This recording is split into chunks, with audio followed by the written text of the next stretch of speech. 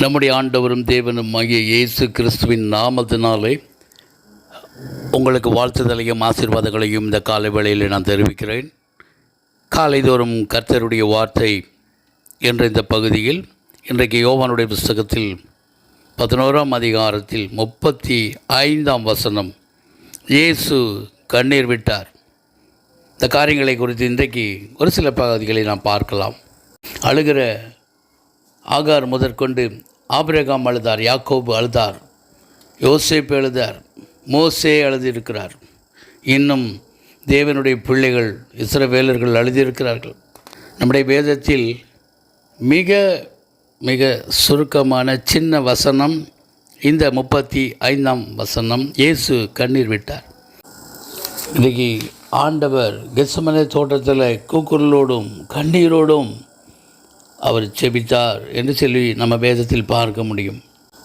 வெளிப்படுத்தின விசேஷம் 21:4 அவர்களுடைய கண்ணீர் யாவையும் தேவன் துடைப்பார். இனி மரணமும் இல்லை, துக்கமும் இல்லை, அலறுதலும் இல்லை, வருத்தமும் இல்லை, முந்தினவைகள் ஒளிந்து போயின என்று விளம்பினது.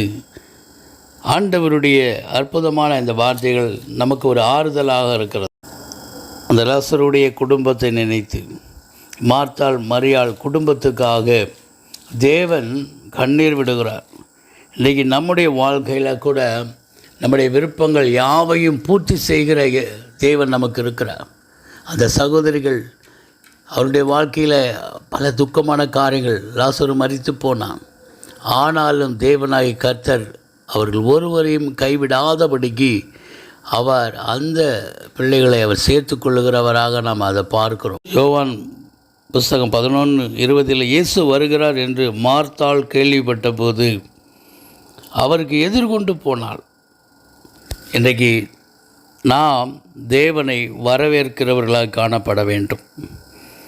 தேவன் நம்முடைய குடும்பத்தில் இருக்க துக்கங்களை, வேதனைகளை மாற்றும்படியாக அவரை வரவேற்க வேண்டும். நம்முடைய வாழ்க்கையில் எல்லா பகுதியும் அவரை நாம் வரவேற்கும் பொழுது அந்த நல்ல ஆண்டவராகிய இயேசு நம்முடைய வாழ்க்கையில் துக்கங்களை அவர் சந்தோஷமாய் மாற்றக்கூடியவராக அவர் நம்முடைய வாழ்க்கையில் வர அவர் சித்தமுள்ளவராக இருக்கிறார்.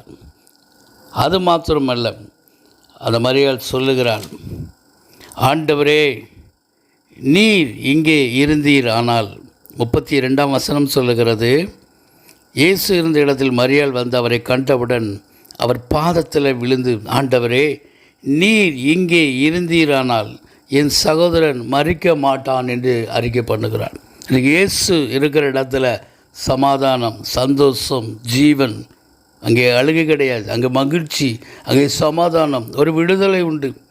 இன்றைக்கி இயேசுவை நாம் காணும் பொழுது, இயேசுவே என்னுடைய துக்கத்தை கர்த்தாவே நீர் சந்தோஷமாய் மாற்றுவீராக என்று சொல்லி அவரிடத்தில் நாம் கேட்போம். சங்கீதம் 84:6 சொல்லுகிறது, அழுகையின் பள்ளத்தாக்கை ஒருவர் நடந்து அதை நீரூற்றாக்கி கொள்ளுகிறார்கள், மழையின் குளங்களை நிரப்பும். அழுகையின் பள்ளத்தாக்கில் நம்முடைய வாழ்க்கை இருக்குமானால் ஆண்டவருடைய பாதத்தில் விழுந்து நாம் அழும் பொழுது கர்த்தர் நம்முடைய கண்ணீரை துடைக்க போதுமானவராக இருக்கிறார். அது மாத்திரமல்ல, இயேசு கேட்கிறார் 34ஆம் வசனத்தில், அவனை எங்கே வைத்தீர்கள் என்றார்.